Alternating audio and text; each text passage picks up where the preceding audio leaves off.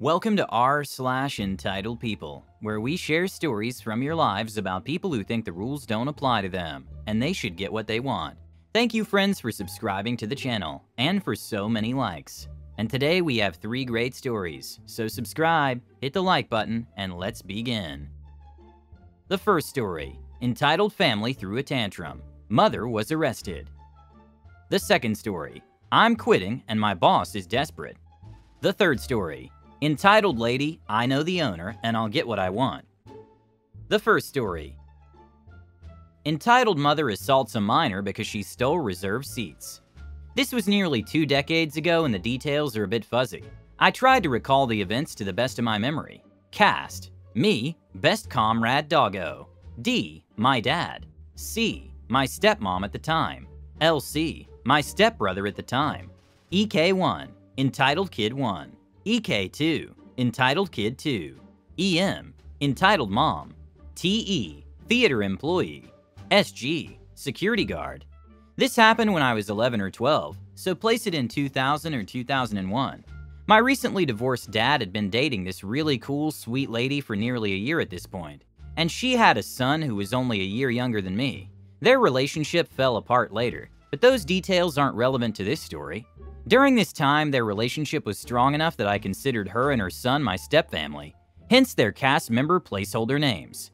We had all gone out to see a movie. I don't remember which movie, but this took place in 2000 or 2001, so let's say it was the Jurassic Park 3 opening weekend. The theater we went to had just introduced labeled reserved seating, and D had reserved our seats the day prior, so he was able to get all 4 seats next to each other. From left to right, the seating arrangement was C, D, LC, then me.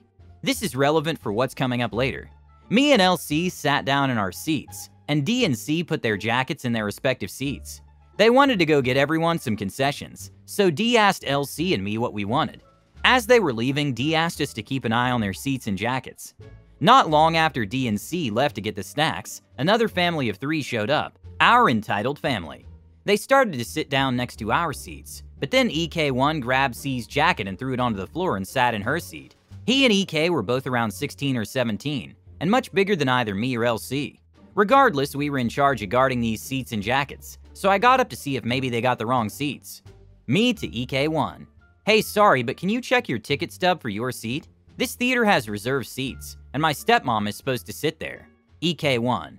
No, you have the wrong seats.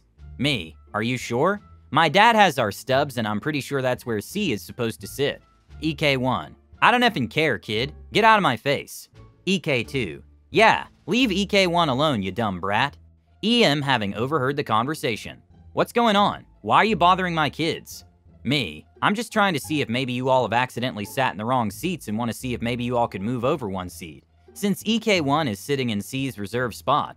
EM. No, we reserved these seats and we're sitting here. EK1. Yeah, now F off, kid. Me deciding that there's nothing I can do about them until D and C come back. Can I at least pick up C's jacket that you threw on the floor? EK1 ignores me. Me. Excuse me, can I at least pick up the jacket? EK1. No, go sit the F down. Me. Tries picking up the jacket anyway. EK1 starts trying to kick my arms and head as I was trying to pick up C's jacket. Stop trying to touch me. EM in the shrillest voice imaginable. Leave my kids alone. EK2. Stop trying to bite my brother. Me. Okay, I'll sit down, but my parents are on their way back. Sits down without the jacket. LC to me. What are we gonna do? Me. We just have to wait until C and D come back. C and D come back about 10 minutes later. C sees her jacket on the floor. What's going on here? D to me and LC. What is this person doing in C's seat? Me explains the exact situation to C and D. D. Alright, I'll take care of this. D to EM. Did your kid here throw my girlfriend's coat on the floor and take her seat? EM. These are our reserved seats and her ugly coat, she hasn't even seen the coat yet, was in my son's seat, so he had every right to move it. D. But he threw it onto the nasty floor, instead of just handing it to my son over there.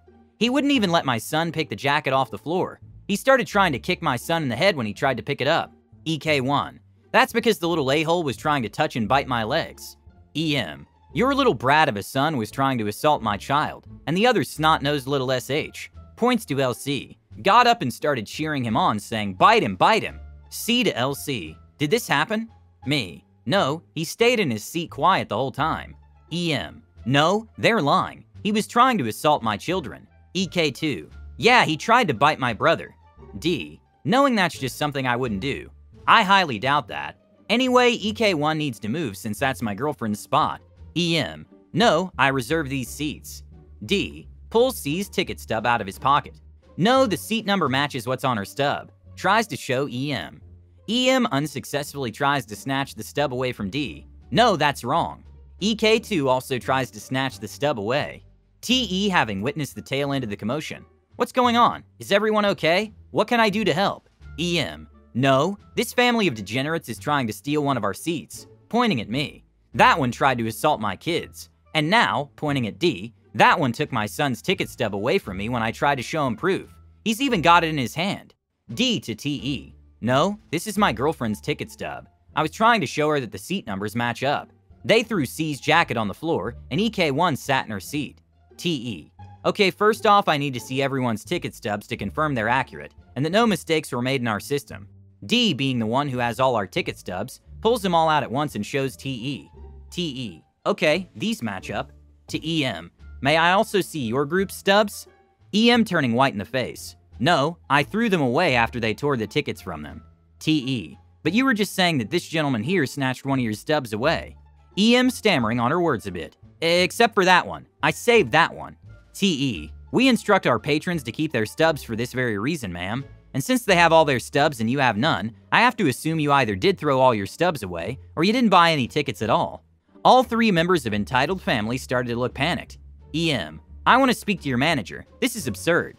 TE. I am the manager, ma'am. I'll have to ask you to leave. EM. No, we're sitting here. I reserve these seats. TE. Without proof of purchase, we don't really know, do we? I'll have to ask you to leave, ma'am. EM. I'm not moving. EK2. Gets up. Mom, we need to go before they call security or something. EM. No. TE calls for security over his radio and explains the situation. 2 minutes later, SG arrives. SG to TE. Which group needs to be escorted out? EM points to us. That group. They stole our seats and assaulted me and my children. TE.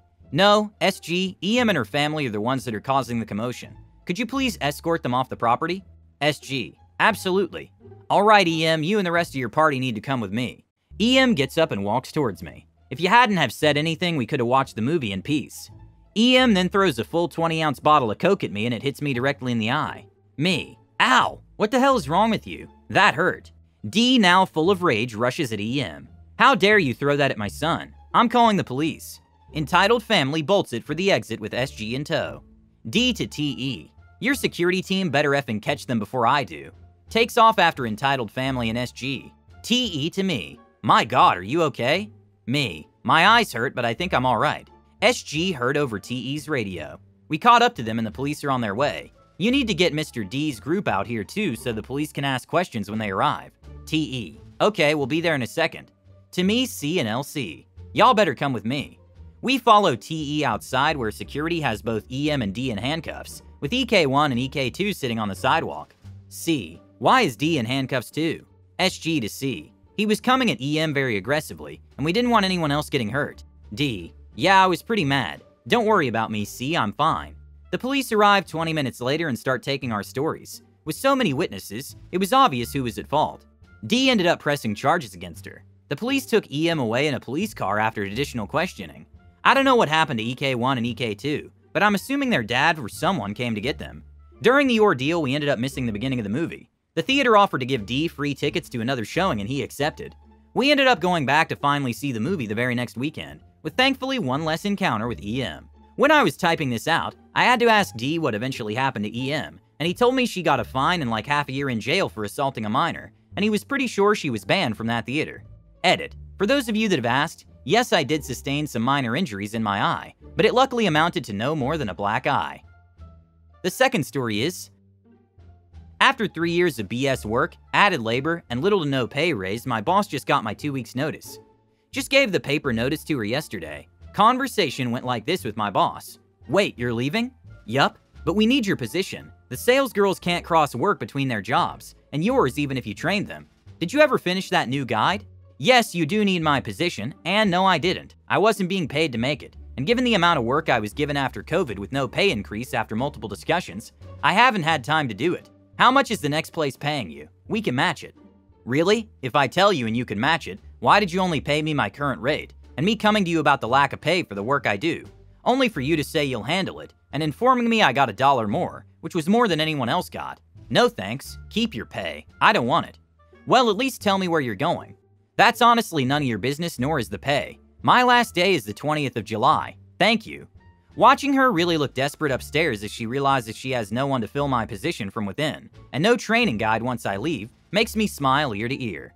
Can't wait to see who she hires since I have more work in my current position than when I originally started, and whoever they hire will be in for a world of hurt. Edit. Hey everyone, I'd like to thank you all for the feedback, comments, etc. regarding my situation. I'd like to add in a few things regarding my situation as I'm in Canada, which is vastly different to how most things would go if I was in the US or elsewhere. Firstly, I'd like to address a main concern. Why give them 2 weeks when they could have removed you any time?